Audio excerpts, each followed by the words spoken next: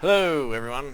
I am doing, this is my sound for SeamlessR's 100k, and I'm going to be showing you how to make this sound.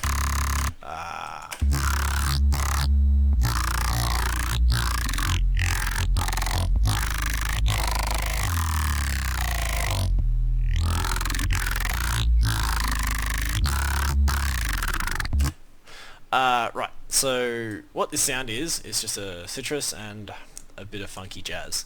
So we'll come in here, take off the effects at the moment, and we will open up another default sytrus and I'll show you what's going on. We'll mute that one and just grab the MIDI and we'll just play the pattern. Right, so in the first operator you can smack this up to 4 or 8, whatever you're feeling, or just literally higher than the starting operator or relative to the other one. So you could have this as at 16 or something, and then these all at 8 if that took your fancy. I don't know why you do it, don't know why you would, but it may make some interesting noises if you went into like the very bottom octave. That's something to try.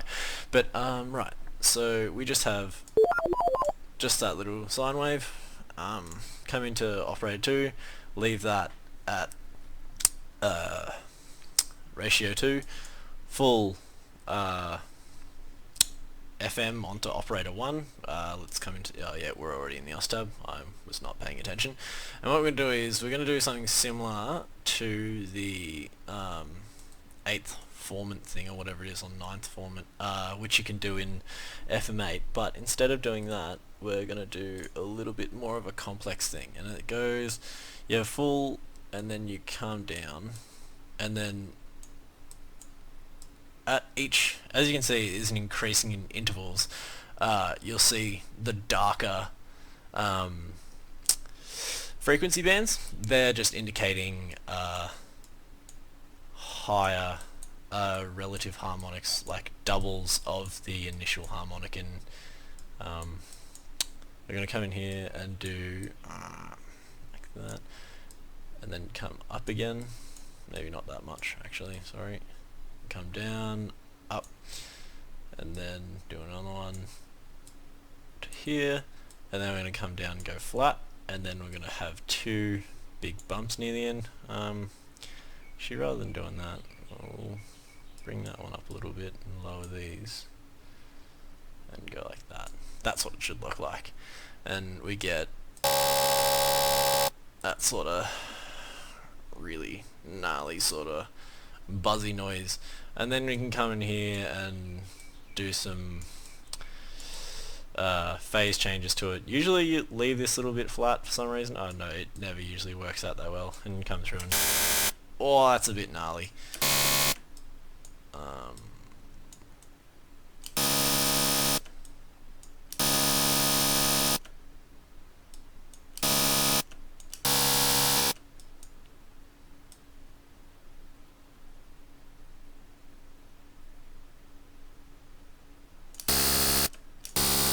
Yeah, it takes a bit of like sort of mucking around, and I'll show you what's going on in the other one, and you'll get a better idea of, you can just sort of either copy it directly and you'll sort of see what's going on.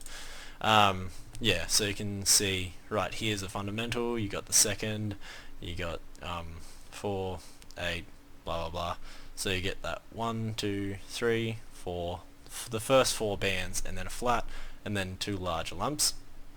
And then usually what works best is if you muck around in here a little bit, and then usually have straight up max near the start and then just decay away, and you get that sort of noise. Actually, I'll mute the other outputs so we can just see what operator 2 is doing to operator 1.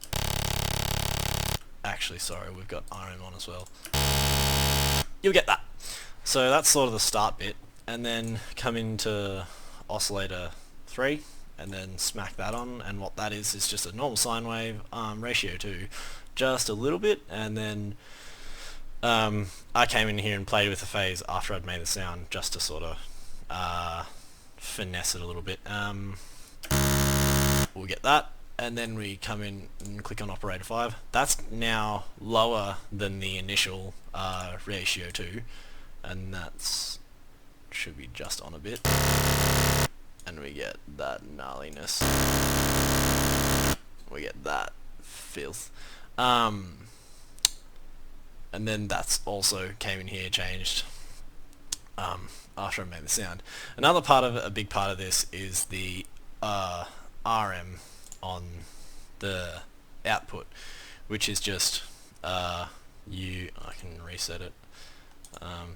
You come in here, grab the what are they? The TFX or something. They're from old FM keyboards to get certain FM types, and then we mod it to a saw wave and then boost the tension up, and then and then we have it on pitch ratio 1, and I didn't play with the phase at all, and then we get that more buzzy noise. And then now we're going to go through the oscillator tab. So back to oscillator 1, the modulation on X is just this double curve, and what that does is you get sometimes when you're doing pretty gnarly FM, you get nasty bits sort of in between and like in the middle, sort of halfway between full on and full off. You get some unwanted characteristics, so it's nicer to just go from 0 to 100 a bit quicker, and we get a nice sort of even modulation going on. Nothing else going on. And then we come into operator 2, where we're using mod Y to change the input of 3 and 5 onto 2. So that's again double curve, straight like that. Actually, yes, there is. On the volume, we have this too, which will come. I'll explain that in a sec. But it's just that's the other effect. Other mod tab being affected on oscillator 1. So they come into oscillator 3 and 5, don't have anything on them because they're just static and we don't really need to do it. They're not being modulated.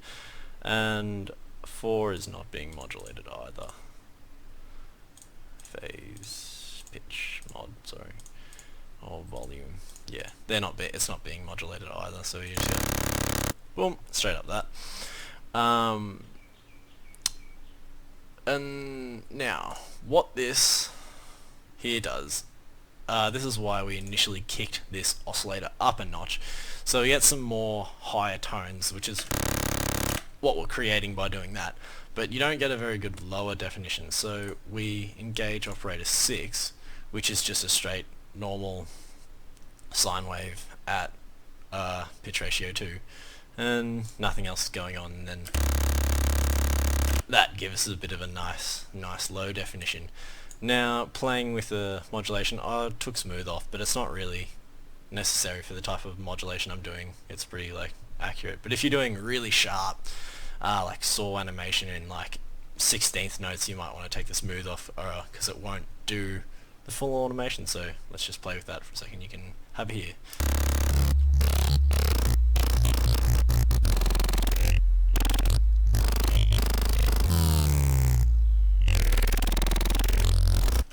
Yeah, and you get that. So that's pretty much that. Now we'll go into, you can just route it to a mixer channel. If you don't know how to do that, you come in here, come into the default settings, but it's different. Yeah. Assign it for a mixer track. And we'll boot up WoW. So what's going on in here is just the rejector. I'll open up another one so you can see what I've done. Well, come in here, val, rejector. I've taken off the LFO, and then that's free, that won't change. And then I've just gone through and picked out 2 different vowels that I like the sound of, and then chucked them on. So doing that, we get the, now we'll actually introduce automation as well. We get, come on.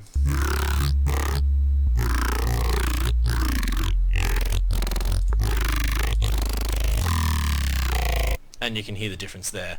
Then I've chucked in a patcher, which is just a vocodex, and now that's all. What this is doing is just, it's not going full through, as you saw. There's a bypass, and it's just, I've just turned the volume down just because it was a bit, when I put my vocodex on it, I didn't really like it too much. It added like good characteristics, but it got rid of some of the older ones which I like, which I can sort of show you in a sec. But so what I've done here is I've took draft off, I've put the sound goodizing level up a bit, I changed the order last. That was the last thing I did. I just left it on order 2. That's just like how hard you're applying the vocodex to thing. I reduced the release, attack and hold times. I didn't take off min times. I increased the bandwidth just to a point where I liked it. Same with the modulator bandwidth multiplier, and then same with all these really. I just sort of did it to taste. 100 bands, and then I went into the band distribution and made just a gentle up tension, so we get a higher distribution of harmonics up the top, and then less so down the bottom. Came in and then did a band gate multiplier, also just a taste, but sort of boosting the mid area, which that growly tone comes from. Went into the band panning and panned the top area just left and right a little bit, just to give it a bit of stereo wideness.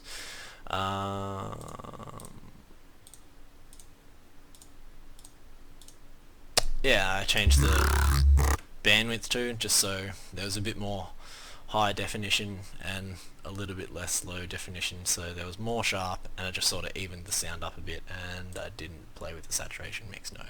Then I came in and then mucked about with the order. Also with this, just in the patcher, you just have to have them set to 0, 0, and then it's going to modulate itself, using itself as the modulator, and it'll just do that. Then yeah, so if you listen to the entire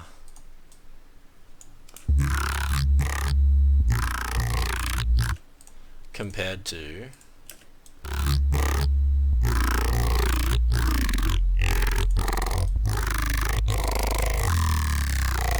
it's not necessary, but it gives it a little bit of extra taste, which is nice. And then we slapped over just not a harsh wave shaper on it, but just a little bit, so just to crisp it up a bit, just to accentuate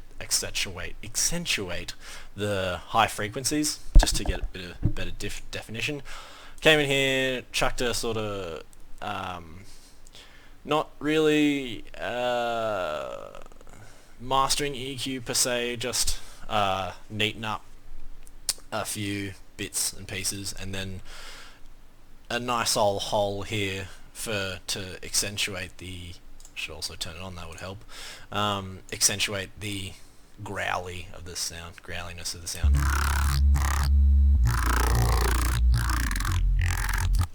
And make it just a little bit more wet and that kind of thing. Lastly, just a Maximus, which is just left open, threshold, no attack, no LMH delay. Didn't play with the settings to change the band distribution, that was fine. Came into lows, just sort of leveled it out just a bit above -3. But it doesn't really matter, because most of you will probably replace that with a sine sub anyway. Separate sub, sorry. Cranking the mids a bit, and then reducing the attack and release a little bit, just a tad. And then lastly, the highs, which is where we get a nice bit of definition from. Nice little sort of crunch, which is like almost no attack, very little release, and I think I took the head down and then stereo separated and just boosted the shit out of it. And you'll see it up here, which is the compressor reacting to the peaks it comes in, just really harsh, because of the RM, we get the little cuts in it, and it just accentuates those cuts. And that's it, really.